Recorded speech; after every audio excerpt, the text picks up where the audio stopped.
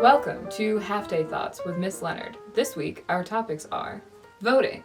Does it really matter, and why your midterms want more views? The Electoral College, or how Donald Trump actually won the presidency. And voter suppression, why some people don't get to the polls.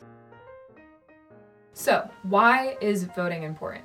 Here in America, we have a democracy, even though it's a representative democracy. That means that when we vote on a couple of different things. Firstly, we usually vote on our representatives in Congress, either at our state or federal level. We also vote on our president, and we also vote on things called referendums, where we can actually decide if something gets legalized or not. What you need to think about when it comes to voting, though, is that it's essentially like views on a YouTube video. The more you do it, the more that thing becomes popular or trendy. So oftentimes people think, my voting doesn't really matter because not all the time does my candidate win.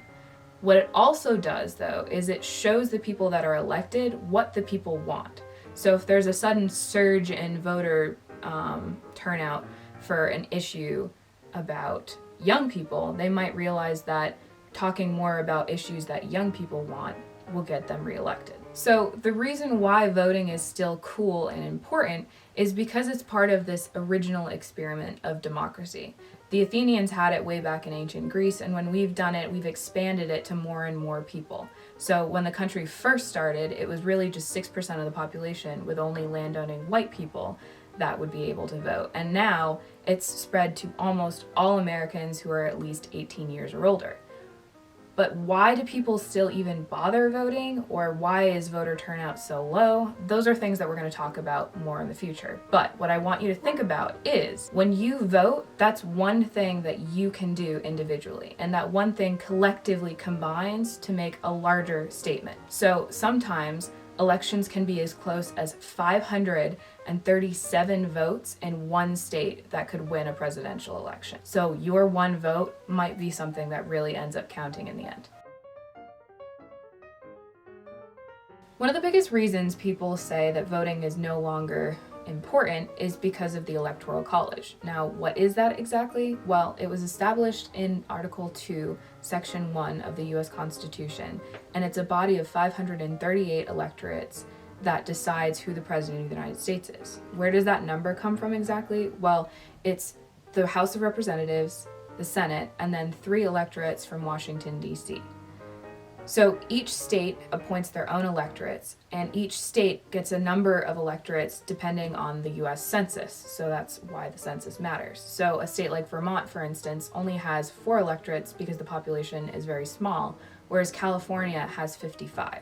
So how does the president actually get elected? Well, step 1 is the people go to the voting booths and they vote. That number in each state then determines how many electorates are then going to vote for the winner of the state. So if you take Vermont, for instance, and 50% of Vermont votes for Joe Biden and 38% vote for Donald Trump, then all 4 of Vermont's electorates then vote for Joe Biden. So it's a winner-take-all system.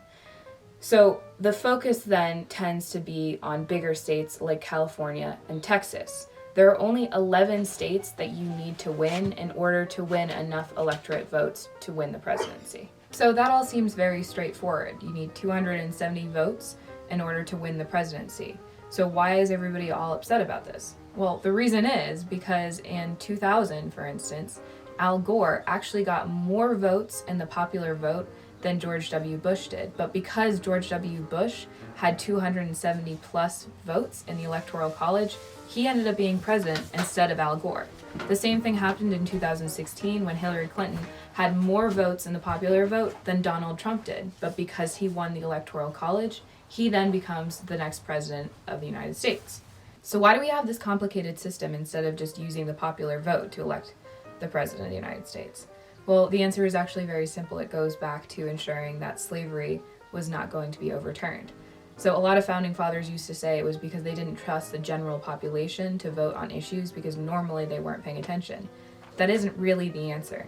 If you think about it, I said that the census actually determines how many electorates you get in the Electoral College. And because at the time, the 3/5 compromise ensured that slaves counted as 3/5 of a person, bigger states like Alabama and Georgia with huge slave populations got more power in the Electoral College and the House of Representatives. So that's still why we have that system. It's to preserve power amongst a certain group of people. And I know if you're sitting there going, wait a second, Miss Leonard, the first topic was on how voting was important, and this one is on how our vote in the presidential election doesn't actually really matter. Well, then I would encourage you actually to go back and rewatch that first clip. Because the other thing that you do vote on and that actually has more power is when you vote in your elections for your representatives at the state and congressional level. Well, the state and the federal level. So vote for your House representatives and vote for your senators, because they're the ones that create the laws that could abolish something like the Electoral College, or change how campaign funding works, or change all of the other stuff that we're going to talk about in the next clip. So here in the US, we have a very sad voter turnout of only 60% of eligible voters. Why is that? Well, it's this little thing called voter suppression, in which there are restrictions that have been made that made it harder for people to show up or be able to vote. So an example of this is, for instance, if you're a college student, some states don't offer mail-in ballots. So if you are from Washington, D.C., and you go to school in the state of Washington, and you don't have a voter, absentee ballot that you can mail in, your vote might just not happen because you can't afford to fly home. Another example is that in some states that we require a permanent address or an ID that has to be present upon voting. The reason why that's discriminatory is if you aren't able to afford to buy a car, you might not have a driver's license, so that's a reason why you might not be able to vote. And if you're homeless, then you also wouldn't have a place of permanent residence. The other thing too that happens is a lot of people have commented on the fact that if you are a past felon or are currently in jail, you aren't allowed to vote. Historically, voter suppression has been something that has been targeting people in the Black community. So for instance, part of Jim Crow was having laws that made it impossible for you to vote if you couldn't pass a reading test, which was specifically designed to block Black voters from the voting booth, considering when they were younger and would have learned how to read, it would have been illegal.